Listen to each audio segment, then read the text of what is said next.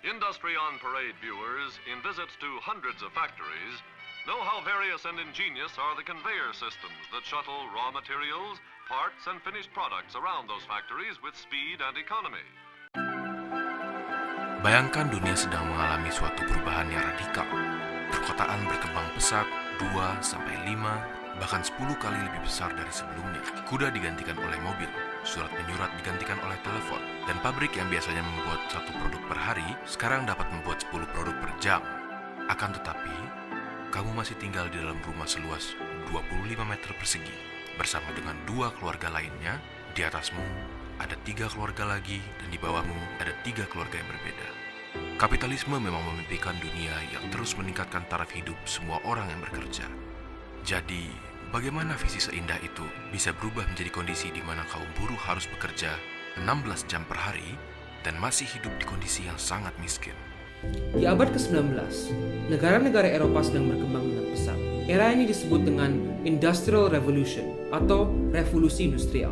Akan tetapi, di balik kemegahan kota-kota ini dan perkembangan yang sangat pesat tersebut, pakar ekonomi menyadari bahwa ada masalah dengan sistem kapitalisme. Sistem yang seharusnya membawa kemakmuran dan kesejahteraan bagi seluruh masyarakat justru memperluas penderitaan dan kemiskinan di kaum buruh. Solusinya, sosialisme.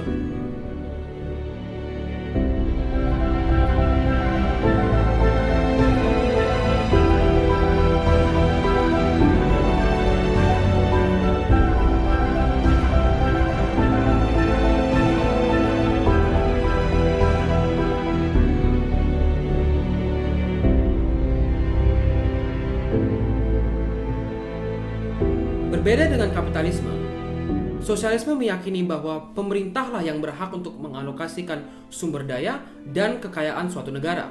Sosialisme merupakan kritik kepada kapitalisme. Salah satu kritik sosialisme kepada kapitalisme adalah sistem tersebut membuat yang kaya semakin kaya dan yang miskin semakin miskin. Dikarenakan kritik yang tajam ini, sosialisme identik dengan istilah sayap kiri karena ingin mengubah sistem kapitalisme. Louis Blanc, seorang pakar ekonomi, mengatakan bahwa sosialisme adalah sistem ekonomi di mana semua orang mendapat pekerjaan dan tiap orang dibayar dengan gaji yang setara dengan pekerjaan mereka masing-masing. Blanc merasa bahwa pemerintah harus mampu membuka bisnis untuk membuka lapangan pekerjaan, dan dia juga menyatakan untuk setiap orang sesuai dengan kemampuan mereka dan kepada setiap orang sesuai dengan kebutuhan mereka. Selain Blanc, Robert Owen, seorang pengusaha yang kaya raya, juga mengatakan bahwa kapitalisme adalah sistem yang kejam, dan dia menyarankan perusahaan-perusahaan seharusnya diganti oleh koperasi. Pemikir Jerman J.C. Alcimon meyakini bahwa kapitalisme akan menghasilkan penderitaan dan pengangguran dalam skala yang besar, dan ada banyak lagi pemikir sosialis yang ingin mengubah sistem kapitalisme. Asumsi utama sosialisme adalah adanya 2 kelas di masyarakat, yakni kaum borjuis dan kaum proletar. Borjuis merupakan kaum yang memiliki modal dan alat-alat produksi, sedangkan kaum proletar adalah mereka yang tidak memiliki modal dan alat-alat produksi, tetapi demi bertahan hidup, mengoperasikan modal dan alat-alat produksi tersebut untuk mendapatkan upah. Kaum borjuis memiliki keinginan untuk menjadi kaya, sehingga memiliki kecenderungan untuk menindas pekerjanya dengan memberi upah yang kecil agar produk yang dibuat bisa dihargai lebih murah. Terlebih lagi, keuntungan atau profit yang berasal dari penjualan akan masuk ke kantung para borjuis.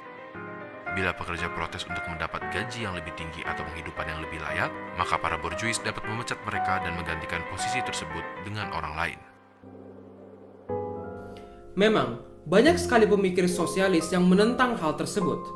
Akan tetapi, sosialisme dibuat populer oleh Karl Marx. Nah, menurut Marx, sosialisme bukanlah hanya sebuah sistem, melainkan suatu proses untuk meraih suatu sistem yang lebih ekstrim, yaitu komunisme. Walaupun komunisme dan sosialisme sama-sama berdiri di sayap kiri, tidak semua sosialis sama dengan komunis. Bahkan, banyak penganut-penganut sosialisme menentang komunisme. Di dalam sosialisme, properti pribadi akan diganti dengan kepemilikan bersama, kekuatan politik dan ekonomi akan dimiliki oleh negara, pajak yang tinggi akan diterapkan, dan perusahaan akan dikuasai oleh negara. Akan tetapi, sosialisme masih memiliki elemen kapitalisme di mana individu memiliki self-interest dan harus diberikan upah untuk bekerja.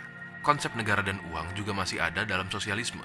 Sedangkan pada komunisme, negara, perbedaan kelas, kepemilikan pribadi, bahkan uang akan hilang. Manusia akan hidup bersama-sama dalam ikatan persaudaraan, dan manusia akan kerja hanya untuk memproduksi barang-barang yang dibutuhkan, bukan untuk mencari upah. Ide Marx terbukti diterima oleh khalayak ramai.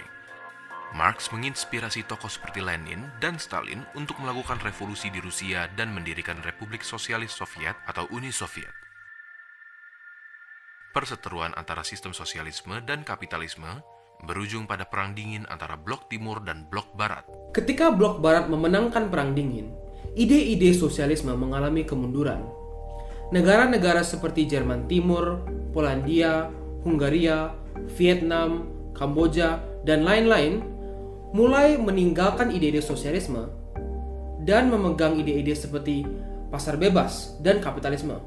Dalam bukunya The End of History, Francis Fukuyama mengatakan bahwa perpaduan ide-ide liberalisme, kapitalisme, dan demokrasi telah mengalahkan komunisme dalam panggung global. Apakah itu artinya sosialisme sudah punah? Tidak.